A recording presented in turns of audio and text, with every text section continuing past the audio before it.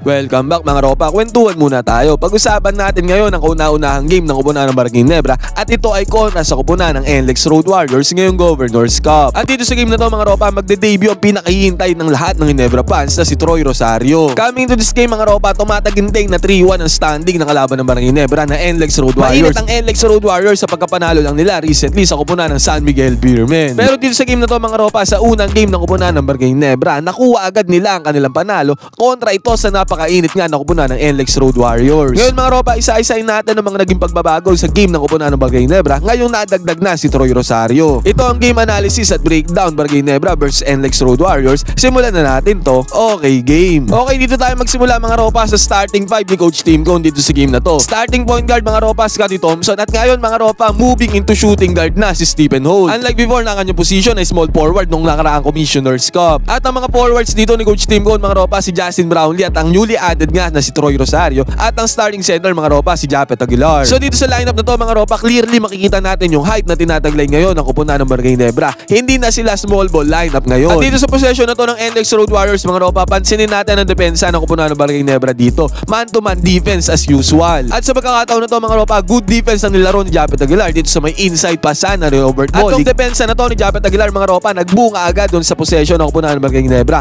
Fake ni Japet Aguilar dito sa may ilalim. Kumagat naman sa fake dito ang import ng kupunan ng NLEX Road Warriors na si Watkins. Ang tendency outcome nito mga ropa, slam dunk ang ginawa dito ni Japet Aguilar. Basket is good para kay Japet, walang problema. At ito agad ang take note natin dito mga ropa na plano ni Coach Team Cone dito sa game na to. Pansinin natin si Robert Bolick na dinedepensahan dito ni Stephen Holt. Mamaya mga ropa, balikan natin yan kung saan talagang hindi makaporma si Robert Bolick dito against sa defense si Stephen Holt. Actually mga ropa, sa napansin ko dito sa game na to ng kupunan ng Barangay Ginebra, yung depensa nila sa may 3-pointer ay hindi ganoong kaganda. Kung pinanood nyo yung buong game mga ropa, ang daming open shots ang pinukol dito ng NLEX Road Warriors. At usually hindi talaga yung nako-close out na maganda ng kupunan ng Barangay Gene Kings. At dito nga sa pagkakataon na to mga ropa, ang matangkad na import pala ng NLEX Road Warriors ay may tira din sa may 3-pointer. Nakadrop defense dito si Japet Aguilar. Naging careless dito si Japet mga ropa, tinayaan niya dito yung import ng kupunan ng NLEX Road Warriors na makatira dito sa may 3-pointer. Kaya pinagbayad siya dito ni Watkins mga ropa, open na open yung 3-pointer na yan. Basket is good para kay Watkins, easy money. At dito sa possession na to mga ropa, makikita natin ang kahalagahan ng isang Troy Rosario sa pagdagdag niya sa lineup dito sa Ginebra. I-breakdown natin tong possession na to mga ropa. Si Scotty Thompson ang may hawak ng bola dito. Nag-set ng high screen si Japet Aguilar, ginamit naman yan ni Scotty Thompson. At pansinin din natin si Troy Rosario dito mga ropa.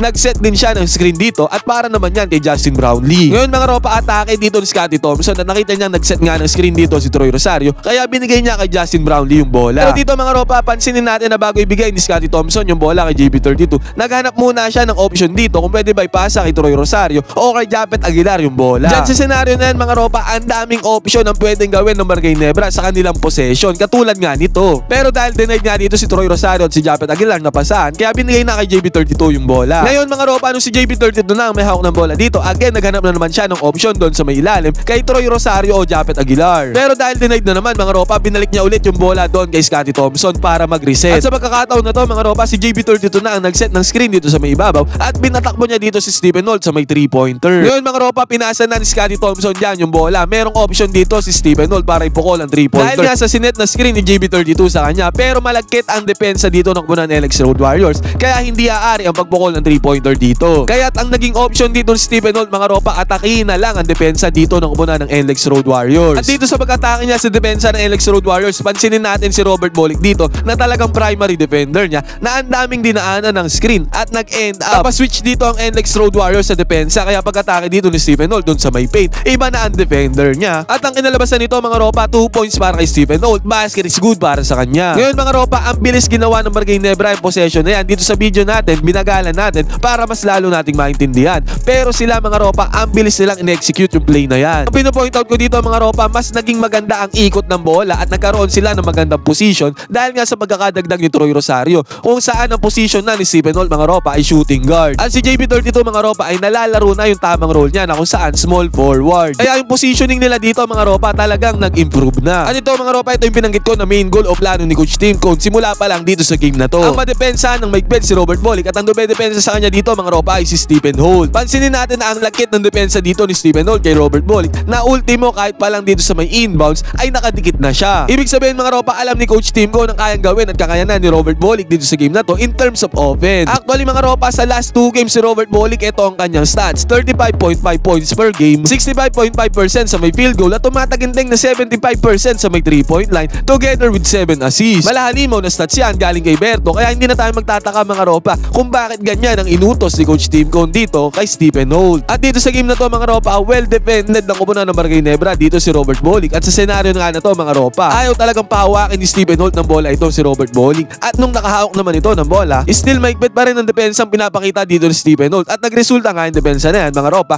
turnover ni Robert Bolick. Good defense at good game plan dito para sa kupunan ng Barangay Nebra at kay Coach Tim Cone. At yung depensa na yan mga ropa, nagresulta yan sa fast break ng kupunan ng Barangay Nebra. Si Troy Rosario nanguna dito, easy 2 points para kay Troy, basket is good. At ito mga ropa, again possession ulit ng NLEX Road Warriors dito at yung depensa na naman ni Stephen Holt dito against kay Robert Bolick. At the same time, overall defense dito ng kupunan ng Barangay Nebra at yung depensa na yan mga ropa, nag-end up yan dito sa pilit na tira ni Robert Bolick sa may 4-point line. At sayang mga ropa, hindi yan nagresulta sa puntos dahil nagkaroon ng turnover dito ang kupunan ng Barangay Gene Kings. Hindi nasalo ni Troy Rosario yung possible pass break sana dito. Dito sa first half mga ropa, dikitan lang talaga ang laban sa pagkakataon nga na to, 16-14 ang score at possession dito ng NLEX Road Warriors. Tignan natin itong play na to mga ropa, si Robert Bolick ngayon ang nagmamando ng bola para sa kupunan ng NLEX at nakalusot siya ngayon sa depensa ng kupunan ng Barangay Nebra. Ngayon mga ropa, sumabay si Japet Aguilar sa atake ni Robert Bolick na yan at ang tendency outcome mga ropa, naiwan dito yung import ng kupunan ng NLEX Road Warriors. Nung nagbintes ang tira ni Robert Bolick na yan mga ropa, ang dali lang na-clean up ni Watkins dito ang bola dahil nga nawala dito si Japet Aguilar sa harap niya. Yung ibang teams mga ropa, kahit sa NBA ganyan ang ginagawang gameplay, pinapatake nila yung kanilang mga guards or kahit yung mga shooting guard or forward. At kahit magbintes mga ropa, bahala na yung center na mag-clean up dahil sure ball penetration naman yan pagdating doon sa center ng kalaban. At sabi ko nga kanina mga ropa, ang depensa ng kupunan ng Barangay Nebra pagdating sa may 3-pointer ay di ganoong kaganda. At again dito sa possession na to ng NLEX Road Warriors, na ulit na naman na open dito si Watkins sa may top of the key 3-pointer. Buti na lang mga ropa, hindi pumasok ang tira na yan ng import ng NLEX Road Warriors. Kung hindi, easy 3 points na naman sana to para kay Watkins. At ito mga ropa, ito ang advantage na kung saan matangkad ang import ng isang team. Dito mga ropa, ang dali lang clean up ni Watkins yung mintes niya dito, hindi umabot sa talon si JB32. Tendency outcome mga ropa, second chance points para kay Watkins, easy money, basket is good. At ito mga ropa, again, importansya ulit ng kung saan meron matangkad na import sa lineup. Pansinin natin dito transition offense ang NLEX Road Warriors. At ang nahuli ni Watkins dito na bumabantay sa kanya ay si Maverick Amnisi.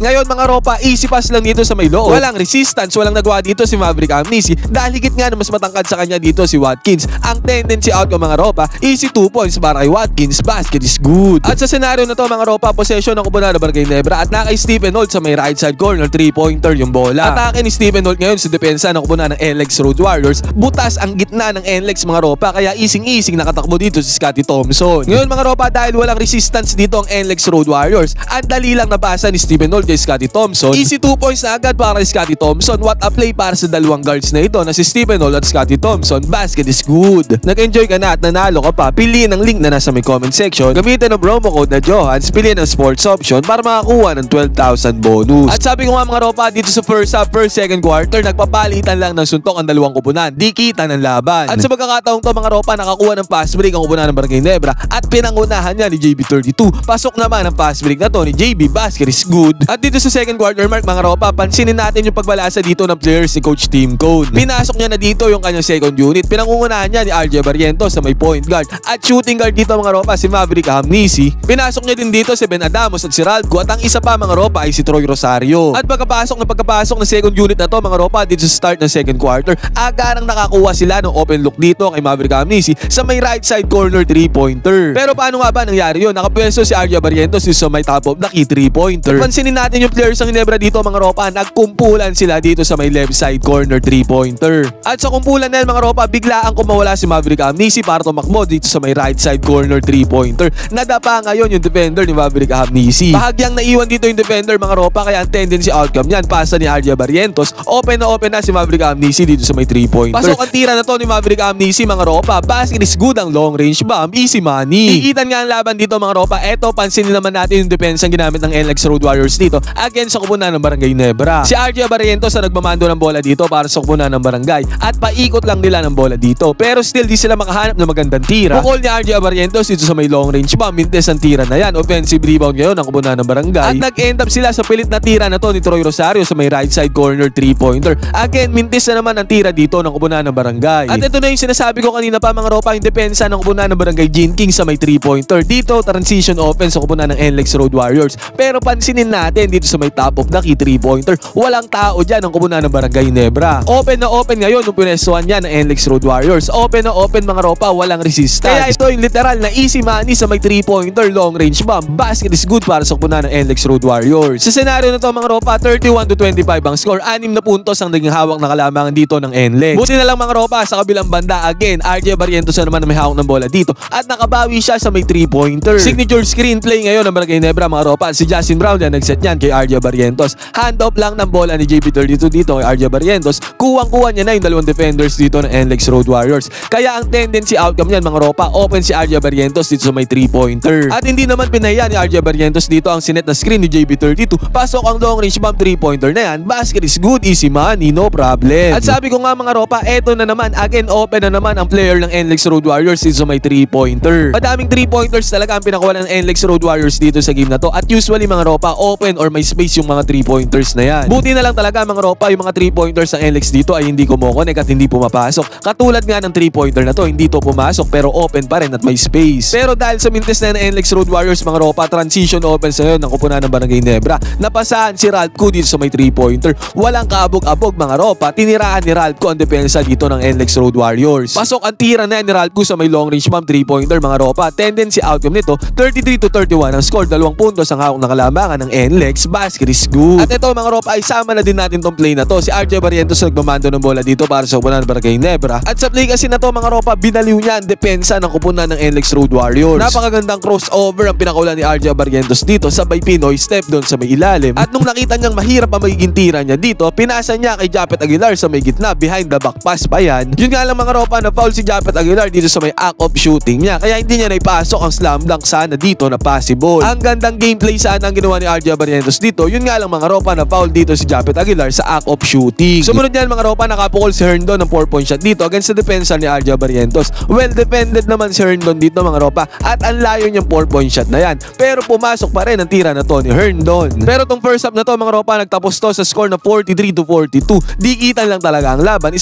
puntos lang lamang dito ng NLEX Road Warriors. Ngayon mga ropa, kayo ang tatanungin ko, ano sa tingin nyo ang naging impact ni Troy Rosario ngayon sa lineup ng Koponan ng Barangay Nebra? Tingin nyo mas maganda ba ang lineup ngayon ng Barangay Gin Kings compared sa lineup nila before sa Commissioner's Cup na wala pa si Troy Rosario? Ngayon mga ropa, pwede kayo mag-comment dyan sa baba ng inyong opinion. Magkwentuhan tayo.